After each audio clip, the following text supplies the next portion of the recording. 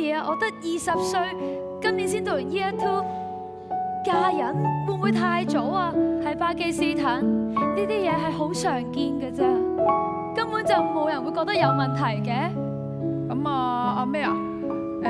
你做埋啲基本嘢就得㗎啦。橫掂你第一日翻工都學唔晒咁多嘢㗎啦。其實你本地人根本就好難想像到，我哋啲南亞裔人去揾工係有幾咁困難。話你哋間屋有味啊，仲有啊，怕你哋偷嘢，連 lift 都唔夠膽同你哋一齊搭。點會啊？我周不時都有同啲隔離鄰舍打招呼㗎喎，佢哋仲教我邊度買平嘢添。而家人又老，啲錢又俾老公呃咗，我可以點做啊？邊個可以幫我啊？